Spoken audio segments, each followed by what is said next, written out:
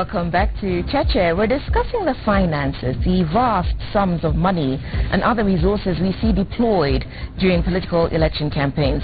Should we know where the money comes from? Should we regulate the expenditure? Omingo Magara, the chairman of the Center for Multi-Party Democracy, the CMD, and senatorial candidate for aspirant rather for QC. You're a candidate or an aspirant? Aspirant. You're still an aspirant, yes. And Irungu Houghton, an associate director with the Society for International Development, have been making different cases on that issue. Different in the sense that I think we were talking about this during the break. You had made the point earlier in the show about the role of religious leaders. The case had been made that they should be, that you and your colleagues, politicians, should not have access to places of worship to peddle your manifestos. To the pulpit, precisely. Yeah, and influence. I'm saying, constitutional, of course, is also our constitutional right to worship God. And church is a but you're not worship. worshipping. Yeah. You're campaigning. I'm coming there. And apparently, out of that congregation, there is a responsibility of even social scrutiny and religious and moral uprightness of leadership. What I'm against is the motivation of inviting politicians for a function, a fundraiser, to us this time, tagging it out there to mean like we are now in the development agenda and we bring competition in pulpit to say who has given the highest of the resources. In fact, the law that allows fundraising is an effective way also of curbing that kind of a menace, because we're not supposed to do fundraising. But generally what happens is... But you can give donation, you can give alms. And of course the Bible says the right hand should not know what the left hand is giving God. So if you are not announcing, nobody even applaud you at the congregation. That's the essence of it. Even if I get it. Mr. Magara, you're playing words. You know, you're playing with words here, because you know very well that even if you don't go and say, I am donating this, that and the other, that the mere fact that you have appeared in a church, or appeared in a pulpit and given a quiet, you know, donation to whatever it is, building this, that, the other, means that the people in that church, through the grapevine, will know that you gave and will look upon you and your candidacy more favorably. Do you know what politicians love most? To talk to the people that this house superior are playing. And there are different ways of talking to people. Well, what I'm saying is, it is not an acceptable thing to use the pulpit to propel your agenda at this time, budget time. But also, when do these followers, because the church also is involved in politics, rather in selecting people to lead. When, if there's a possibility of one of us in my church, for example, I'm running, and I'm saying we recognize guests and friends who have come to join us in worship, it is not a criminal offense. What is criminal is how you use that pulpit to propel your agenda unfairly at the expense of the others. I don't even think it's criminal, it's moral. It's a moral issue. Yeah, to go to church is a moral issue. The only thing is, how do you use that pulpit? For what intention? And ideally, even the management of the church, I mean, they also must stand out to say... So what would be so wrong, Mheshimiwa Magara, for the church leadership to say, amongst us today is Omingo Magara, who is aspiring to be Senator Kisii County, and after the service, he will want to say hi to you outside the church. Why must you come to the pulpit? That is perfect. Still, most churches do that. Some are optionally want to welcome you on board, not to the pulpit to preach, but the lowest case of the pulpit. And basically what we're saying is, how do you also help churches to have credible participation in this process? Are you, by keeping me away, I may find myself... Religious institutions, not just the churches. Sorry? Religious institutions. All of them. All religious institutions. I believe that the church goers also have a responsibility to gauge the people they're going to lead. The only thing I'm against is using the pulpit for an advantage of the others, or using to exploit others, or the church exploiting the participants. I think the greatest role of the religious organizations is civic education, you know, and it needs to be continuous, it needs to be in between the periods, and it really should leave their congregants or their followers really feeling that they are actually the purpose of the elected democracy. Objective civic education. Objective, of course, yes. So it's about values, it's about the constitution. I'm saying objective because remember, I think about 2 or 3 months ago, there was a video, an audio that went viral about a church leader telling people of a particular community that you must just vote for our person. Otherwise, that is not civic education. Let me give you a personal experience that about last week happened. I was attending a church, and to some extent, the church also has a responsibility to even filter us Right. That I love that, Pastor, because you say to our faces that some of you come to use us, and that's how you lose. Let's have credible leadership. One of us went and promised heaven when he took people to hell. And ideally said, even in our prayers, those are immoral leaders who must not lead. They have actually helped the church members to make a decision. And it was provoked by some of our presence there. So the people have been educated that so and so is actually crooked. But the other issue is really around humility of leadership. So I think the other thing is sometimes in our organizations we've been thinking about, do we need green carding also? Right? So we spend a lot of time. Yeah, we compliment. We actually say these are the qualities of a servant leader. This is what we need to see in our. Several people have attempted to do that, but it hasn't taken hold. I think the problem is we have a heavy dose of cynicism for politicians. Okay, so remember that the question that we've been discussing is whether we should curb campaign financing, and I think you said yes. Perfect, very, everyone around. But the ceiling is not realistic. Yeah, the question is not should we curb. It's like what should be the ceiling. Yeah. What should be the ceiling? Okay. Here's what our viewers are saying. Yes, even though it will be regulated, there will be ways of getting the funding. Miriam has been very prolific on this. Reinvention is basically sanitizing corruption. Speaking to our earlier point about image laundering, the politicians sell what they have in their homes, and that's why when they fail in the elections, they go to court to retain their seats. This is the high stakes in the election and people wanting to recoup their investments. There is no value for taxpayers' money. The parties earn more than a struggling business venture that goes through hell due to political mess. There's nothing here like small boys and big. It's mature cartels, and this has to do with the parties and the party state funding. It's mature cartels cannibalizing smaller ones. Your people, Irungu, the Kenya Dialogues Project, yes, and the IBC Kenya is responsible for regulating campaign finance. Is the IBC effectively exercising this role? And we talked about this. Right, we talked about capacity and the IBC's attempt to exercise their role, which was undermined to some extent by court process and Parliament. Yeah. Because remember, Parliament said that there's a technicality about candidates and aspirants, the time frame. It was inconsistent with the parent law.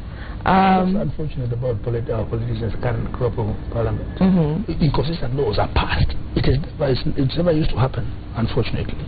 But even in zoos, you don't ask the animals to choose the regulations for how the animals are managed. Will be fed this is not a and disrespect to the politicians, but I think the question of self-interest cannot be underestimated. But I think that's I want to correct you, Irungu, there. Let me also tell you for a fact, you can insulate yourself as much as you can. But what I keep telling my fellow politicians sitting or standing or aspiring or walking there is that legislate, make laws that are friendly to you when you have power and friendly to you when your enemy has got power. When your worst enemy is in has got power. Because people have locked themselves out of these, some of the serious critical participation of issues because they were insulated when they were in. When they are out languishing in power, they say, I wish I knew, but it's too late in the hour. I think the driving force behind all this issue of putting a ceiling and everything is what really drives people to seek political positions. Because why would somebody who is going to earn 10 million as a member of parliament spend 30 million to get that seat? They spend more than that, I think they would tell you. Just as an example, why would you spend more to get less? I think what really drives the whole thing is if we are able to understand the driving force that makes people go. I think Muchagi can answer that question, and he'll tell you that one of the responses to that is rent seeking, the opportunity to recoup more than 10 million. Why is every senator wanting to be a governor? Because the governor is on the budget. The Senate has no budget. The senator has no money. But I think there are 4 reasons, really, at least 4 reasons. One is I think there are good political aspirants that want to serve the public interest. They want to do good, make a difference in this world. I believe they're there, and I actually believe that they're probably even the majority, and that's a bit more controversial, but I think most of them come to office for that purpose. The second really is around advancing business interests, either their own or their friends' business interests. And so the ones who are sponsored by business people. Yes, exactly. And that there are certain bills, there are certain interests. If we think about what are the big issues issues in Kenya today. The interest rates capping, the bank interest rate capping is a huge interest. I would not be surprised if certain bank interests are actually bankrolling, if I use the pun, various candidates. The issues of reducing biosafety to genetically modified organisms has been a raging debate. I'm not sure that some of the big companies out there are not actually funding candidates to come in and legislate. Play field for non-governmental organizations like yours. Could be that. I mean, if we had enough money, I guess, and we were thinking Machiavellianly, what we would do is we would actually have our candidates to go in and bring us an enabling law. So it's a real world, I think. The second one, third one, really is, I think, around the issue of, I guess, to knock out opponents. Because there are some people who are coming there just to make sure that their opponents are not able to take on the commercial or to control the sector of the economy that is a concern. And then the last one, I think, the major concern for me is just laundering money. Laundering money that's been stolen, that there's no way to get it back into the economy. So look, our time is coming to an end. In terms, therefore, of moving forward, cleaning this up, we know that the IEBC has tried, that the court has suspended this directive. How do we bring some sanity to this? Please, do not glorify thieves when you know they have stolen from you. Let's demystify this role of politicians where they become older than thou or untouchable when they get power, and people are motivated to go there and do things with impunity. And until we bring our leadership to account as citizens, because the sovereign power belongs to the people, who is now perfectly enlightened. What we need to do is to pass that message and say that is not a position to enrich somebody, is for servant leadership, number one. Number two, reduce those salaries that are almost making people cut each other's neck for officers, really. And then also, as citizens, we must not put our politicians to pressure to go and steal for us, because sometimes the expectation of our people is endless. What we are saying here is, please, I have also limited resources. If you give me pressure, I want to play like X by trying to learn his bad ways. Isn't the pressure on the politicians and others were considered to have done well because our services don't exist? You can't access healthcare, you can't access education, you can't access the things that in functioning democracies the state would be looking after. And so you need the benevolence of, wealthier family members and politicians. It is the failure of us when we are there to institute policies and prioritize our resources into the effective basics that people require, so we offload it from our shoulders. But what we do? Approve white elephants, pass blindly wrong projects at the expense of citizens. Because you see, really, oversight belongs to Parliament. If you don't do it right... If you look at that video that Sonko put on TV, I think I understand he paid millions for it to appear. The aspiring Nairobi governor, Senator Mike Sonko. He was showing he's popular because of doing what the state government does not do.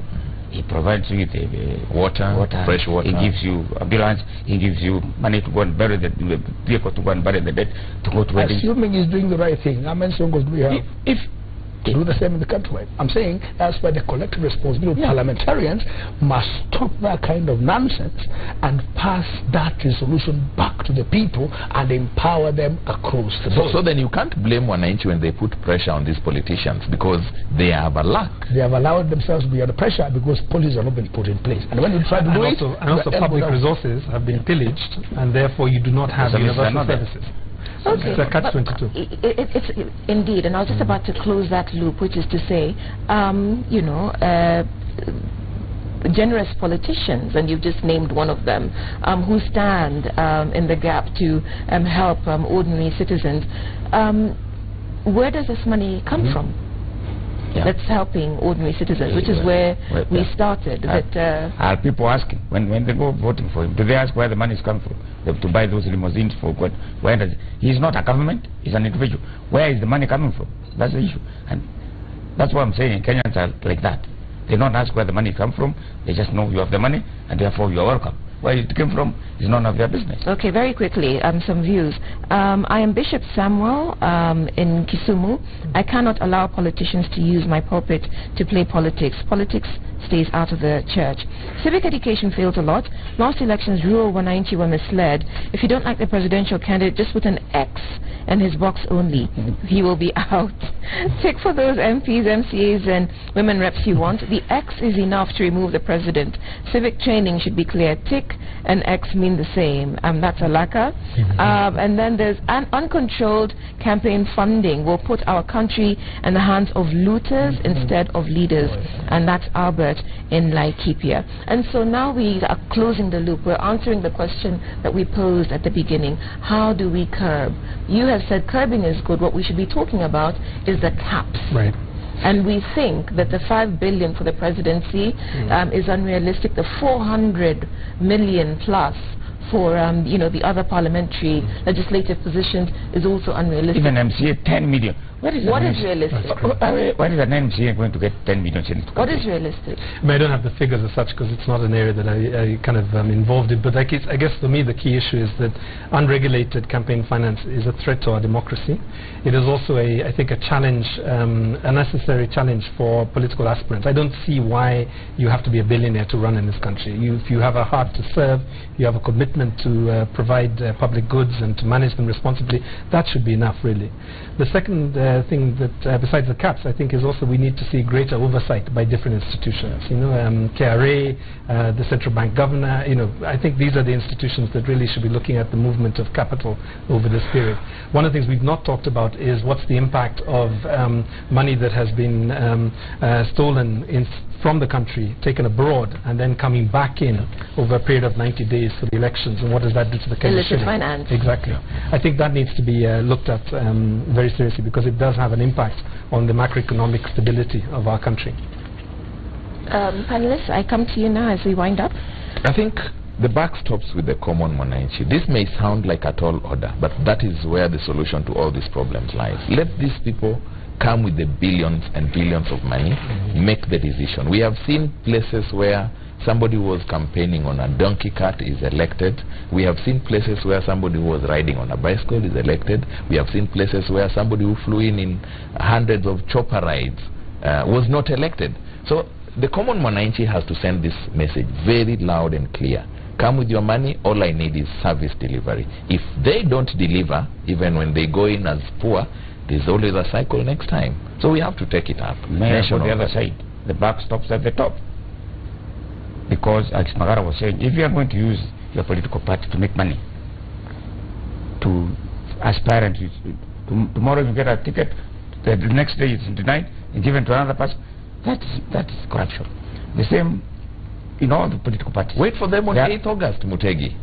With that party certificate given by Omingo Magara, the party leader, kick them out. You can kick them out, but that's not the nature of Kenyans. As I said, that lady was here. She will not be able to pay for the campaign agents. So, but it's not either or. I think what we're suggesting is there's a menu that creates a wonderful meal called integrity in this country. So I think that's the key thing, is that everybody plays their part. So look, very quickly, this is what the IB said about why they were attempting to regulate campaign finance, to prevent the use of illicit funds, prevent the use of state resources, prevention of quid pro corruption. We've talked about these, and afford a level playing field to any person who wishes to participate in politics. We've talked about all of these things in various forms. So come August, right, if we say that we want to clean up the mess, and people like Irungu are talking about the red card campaign, politicians like yourself are saying that you are happy to be sacrificed, if people do not agree with your principled stand. But how, beyond the media and stakeholder engagement, I don't really like that word, stakeholder engagement, beyond the media and the awareness which we see, even though with the primaries we see that people are beginning to take charge, take responsibility, isn't where it should be, because we still have questionable characters coming through. Let me say this. This is a long journey, and I am one person who does not resign to fate. I am optimistic. In the previous about 20 years or so, a politician will lie to an electorate, and 5 years down the line, that lie has not been corrected. Today you lie at a touch of a button, you have been exposed. We are saying Kenyans are now more enlightened, and please watch, your monies won't do the jig. I am suggesting that, as from where I sit, I am so optimistic that after these elections, Kenya will be on a straight path. And please tone down on it is too much money. Don't worship us because we are your servants. That's the same point you were making, but for you the glass is half full. Irungu, final thoughts?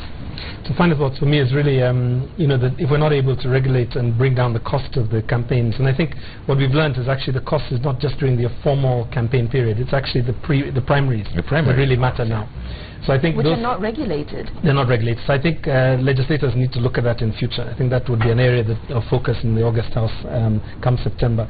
I think the second area is that for those people who have, well, let me put it this way, there was a lot of concern, and I think even a legal case against the use of public resources to publish the development portal by the government. Yeah. Now they're resting on a technicality, which is that we haven't gone into campaign period.